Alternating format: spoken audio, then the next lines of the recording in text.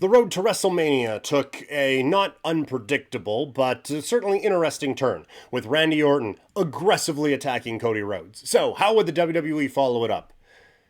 Let's break down edition of Friday Night SmackDown.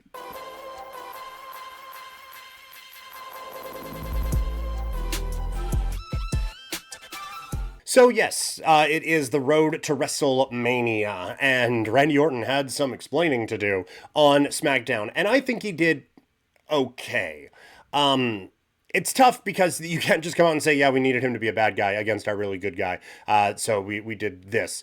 But we've done this with Randy Orton 1,000 times. I think he is way better as a heel than he is as a babyface, but I also am aware that we are at a point where people are going to want to cheer him. So I think the reasoning had to be pretty aggressive. They're also telling this story of there being this guy in his ear or someone like that, like a genuine voice in his head, not just the Rev Theory ones. So they're trying to mix a couple of stories together here, and I don't know if it's really worked necessarily. Now, I don't know if it really needed to. You have the visuals, and you have a fan base that's just like, yeah, okay, it's Randy Orton and Cody Rhodes. Cool. But to kind of take it to that next level, that Mania level, I think the reveal that whoever he's talking on the phone with, I think that kind of needs to be a big one. And we've seen WWE take some shots with reveals and stuff like that, and maybe initially it doesn't go well, although admittedly Danhausen's nailing it since. But you are not just competing with, oh, well, it's this, that, and the other thing. You're competing with the wildest imaginations in fandom in professional wrestling fans. So I am hoping that this can really deliver and take this feud to another level. Because I do think it needs it for Mania main event. We know these guys are going to deliver. And Randy, like, he is fine in this. It's just the story that isn't necessarily there. And then the kind of back and forth of, oh, no, you're right, Jelly Roll, I'm sorry. Oh, yes, it's Zach, I'm sorry. Oh, no, you're not. Boom, kicking the balls.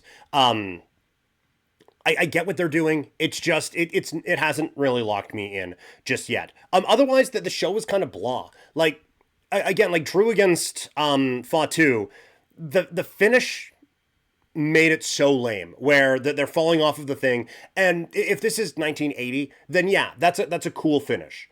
But it's so obvious that it's just onto a crash pad and all of that it takes you out of it almost immediately, right? Like it becomes almost like eye rolling at that point and lame professional wrestling instead of, oh, we shoot movies here, pal. Like there's a way to do that can up the drama, and I'm not saying, oh no, they should have actually fallen off of a sign onto concrete, because that doesn't end well for anybody. But if you can't make it look good, then don't do it at all. And this was a don't do it at all thing. Unless you're setting up some grand spot for off of the stage at WrestleMania, then this is just an eye-rolling thing that kind of takes a lot of people out of it, which is too bad because I thought the rest of the build-up was pretty good between Drew and Jacob Fatu.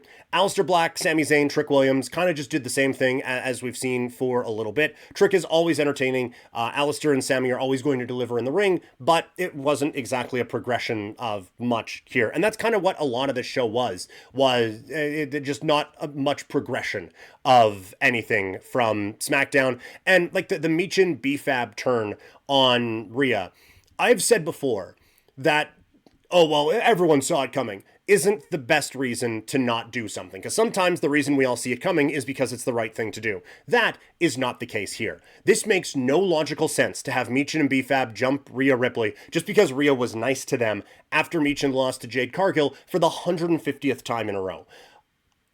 Again, we all kind of figured this was going to happen, but you need to do that in a way that makes any sense at all. And I don't think there is one explanation that is going to make that make a lick of sense for anybody going into WrestleMania. And right now, that build also has kind of flatlined. Like they have an interesting card, but a lot of the build is just, yeah, we know you want to see these, so we're just killing time till WrestleMania.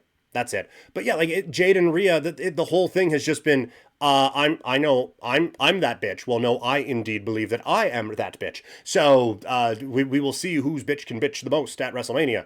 Like it's just there's been no progression to it at all, and that is again, kind of the theme of this the SmackDown. Now, there were some highlights on it. Carmelo Hayes, Ilja Dragunov, I thought was really, really, really strong. I like these two, incredible chemistry. The U.S. Open Challenge has delivered fantastic matches on a weekly basis and continues to be the standout of the 3-hour SmackDown era.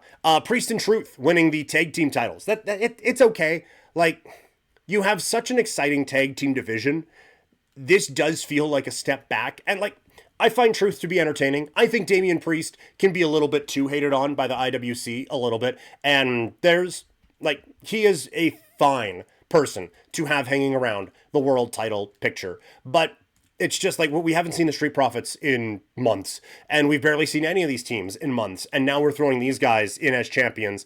It just is a bit of a, when you have so much talent there in the division. But at least it looks like we're going to get, word of the day, some progression in the MFT's Wyatt 6 feud that has been taking forever to do anything. So at least we got a little bit of that. But yeah, although sticking in the tag team division, Fraxiom and MCMG, oh my God, a great match there. And now a little bit of intrigue and, say it with me, progression with Candice LeRae coming down and helping the Machine Guns get that win. A lot of people are just assuming that Gargano's contract is going to be up soon and he is going to be on the first flight to Jacksonville to head to AEW. But could there be some kind of a faction brewing with this group? And it's one thing both companies have had a bit of an issue with, is when something is established from outside, it's okay, no, we're just going to throw it in there and people know it, so we're just going to go with it. And story, what story? Whatever.